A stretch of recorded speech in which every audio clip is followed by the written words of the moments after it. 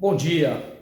Eu estava lendo essa semana um artigo que me pareceu bastante interessante, aí eu tomei a liberdade, a iniciativa da gente bater um papo sobre isso, ou talvez discorrer um pouco sobre o tema que eu acho que é de suma importância nesse momento que a gente está vivendo, e é a respeito dessas eventuais bolhas que a gente tem lido e se a gente acredita que ela realmente vai chegar, né? Ou se a gente está no momento, se vai chegar, não, quando realmente ela vai chegar e os mercados podem mais uma vez ter uma queda expressiva. Tem muita gente falando que a queda que a gente enfrentou agora no mês de março, depois do advento do Covid, pandemia que ninguém esperava, e a última que a gente tinha vivido era a gripe espanhola, lá no começo do século XX, né?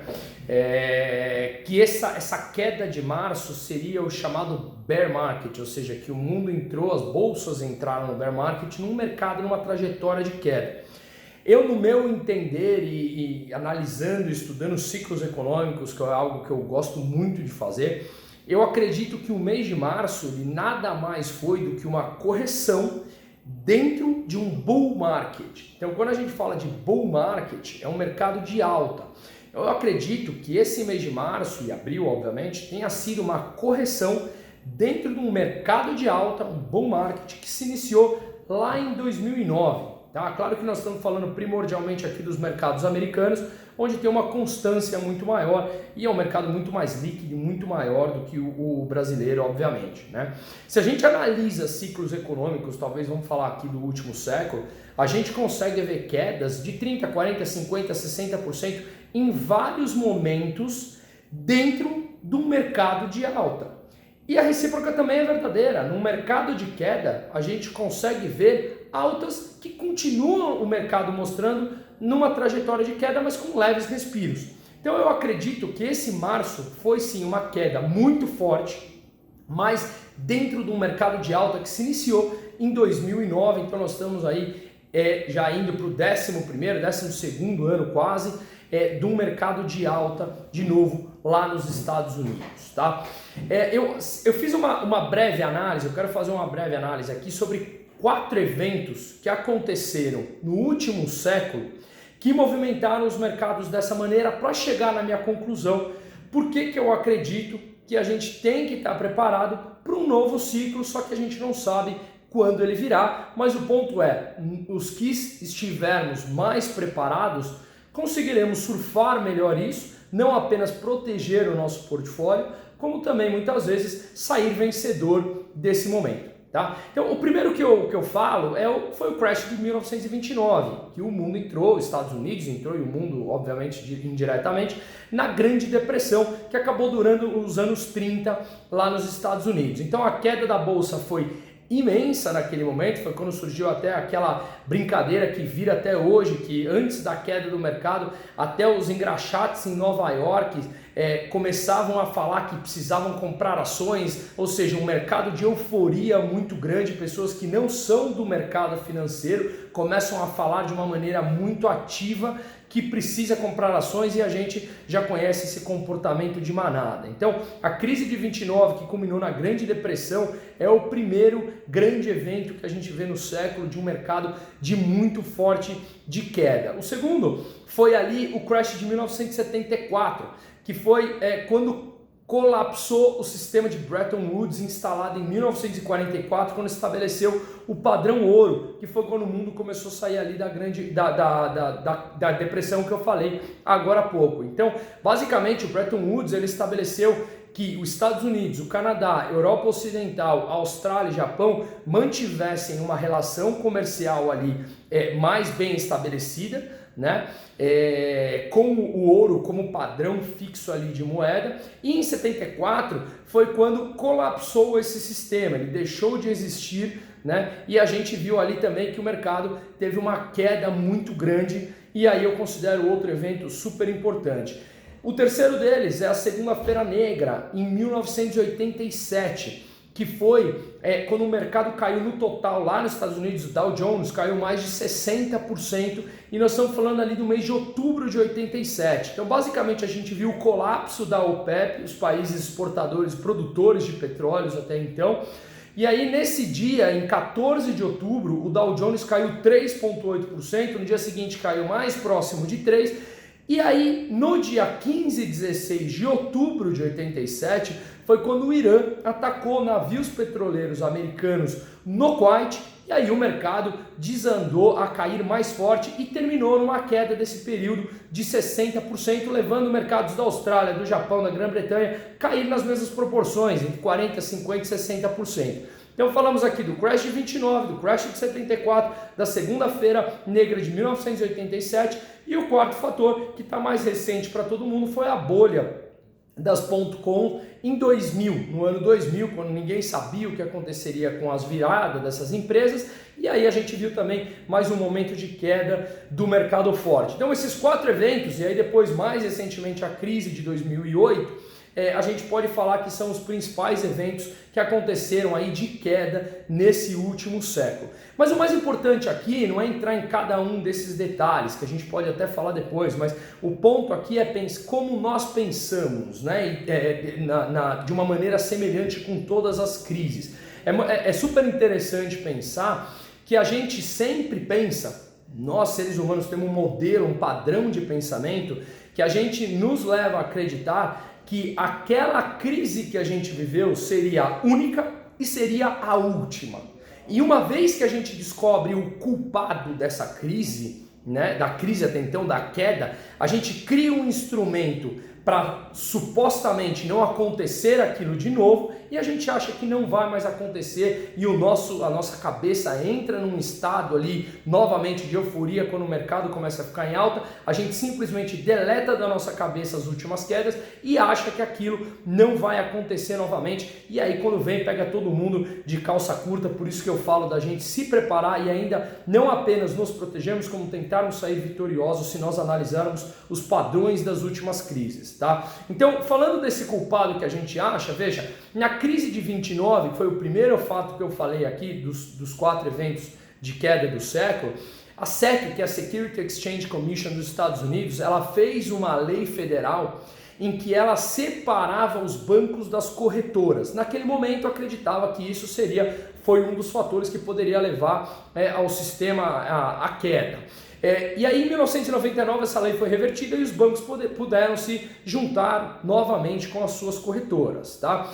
Em 2002, né, que foi depois da crise das .coms, teve uma lei nos Estados Unidos chamava Sarbanes-Oxley, e ele que era o sobrenome de um senador, se não me engano, e ela veio depois daquela bolha que estourou da empresa da Enron, que todo mundo deve lembrar, em que ali teve uma crise de fraudes contábeis dentro da empresa, e essa lei estabelecida em 2002 colocava os Estados Unidos com rigor maior e com auditorias maiores sobre as empresas para evitar fraudes contábeis, tá? Em 2008, depois da crise lá de 2008 mesmo, da quebra da crise hipotecária dos Estados Unidos, foi feita também uma lei federal que chamou de Dodd-Frank, que era uma lei que ela estabelecia novos rumos e novos padrões de controle e segurança dentro do mercado financeiro,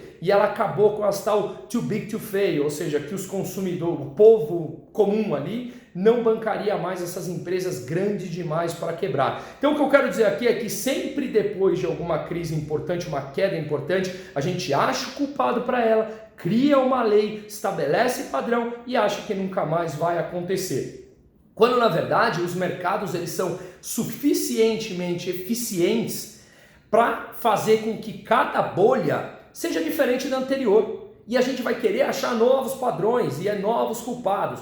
O ponto aqui, de novo, eu quero insistir nisso, é estarmos preparados, porque o mundo e a economia e a bolsa é feita de ciclos econômicos, e esses ciclos econômicos tendem a se repetir com a sua particularidade de cada momento. Os maiores vencedores são aqueles que se preparam ao longo do tempo, que se planejam para isso e conseguem até tirar proveito, muitas vezes, de uma queda como essa. Então, essas bolhas, elas só acontecem quando tem uma euforia, quando os preços estão altos, porque senão não faz sentido. Então, as pessoas entram em euforia, os preços sobem, E aí as crises tendem a aparecer. O tamanho que elas vão aparecer depende do momento, depende do que vai fazer com que aquela enxurrada de preços venha para baixo, né? Mas sim, é um efeito de comportamento de manada em que as pessoas são levadas a se comportar junto com o outro ao lado e acaba vendendo e os mercados vão caindo, assim como na alta também é a mesma coisa, tá? Mas para finalizar aqui, eu queria falar que essas crises e essas bolhas, elas têm ingredientes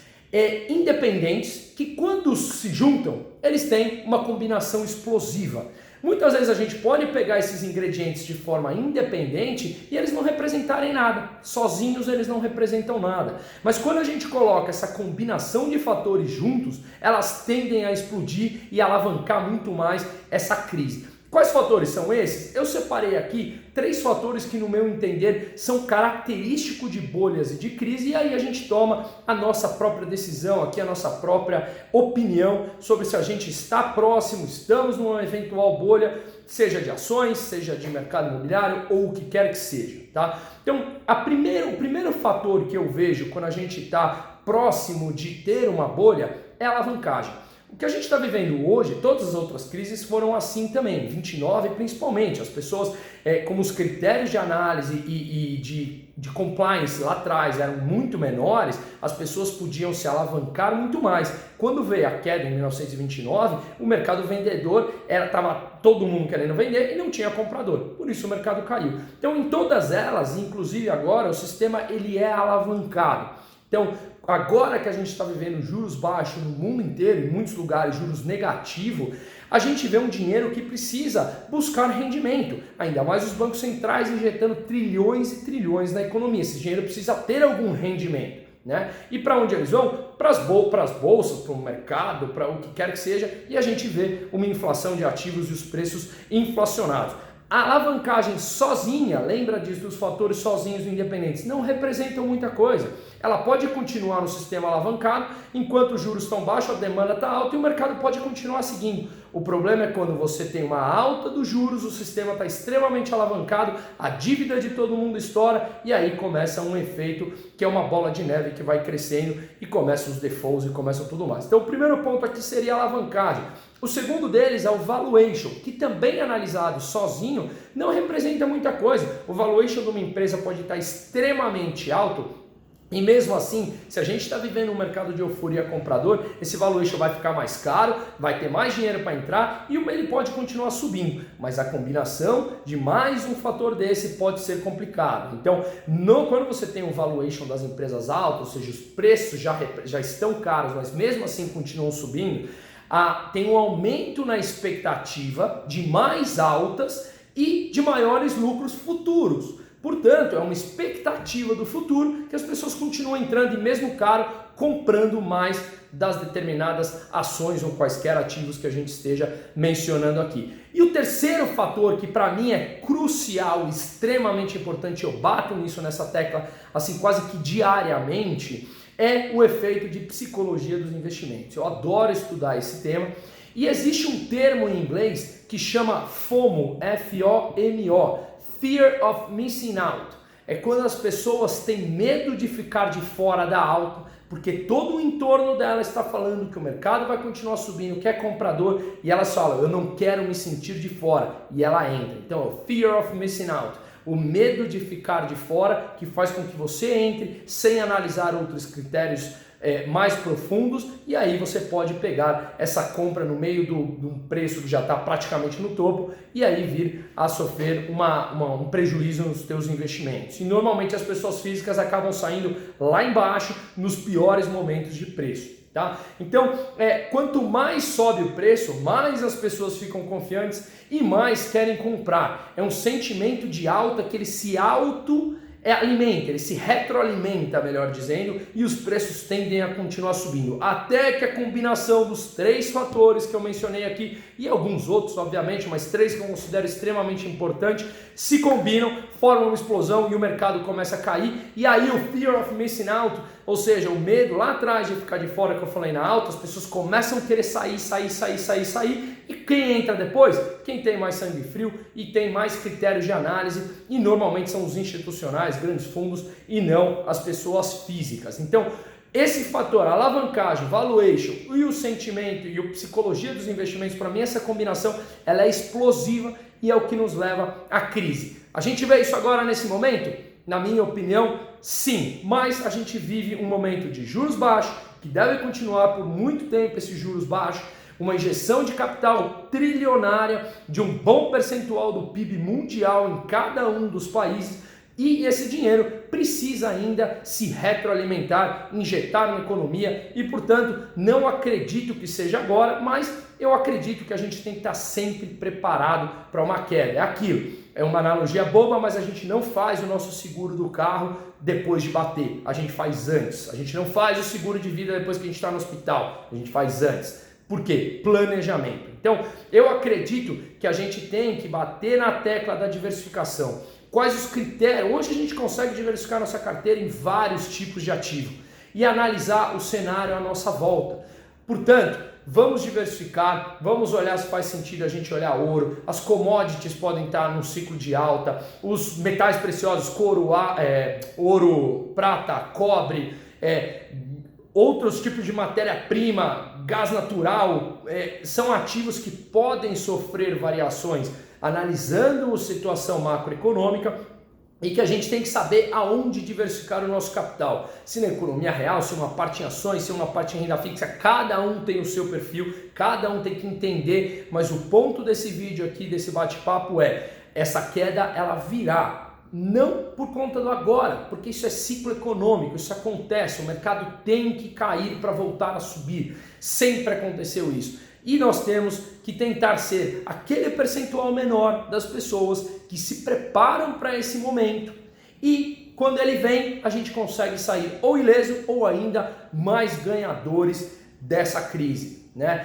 O que eu costumo falar, a gente faz o planejamento em época de bonança. Planejar em época de desespero é muito mais difícil. Então me coloco à disposição para a gente estabelecer um bate-papo, para a gente falar mais a respeito e espero que tenha ficado claro certos conceitos. Qualquer dúvida eu estou inteiro à disposição. Um ótimo final de semana a todos, gente.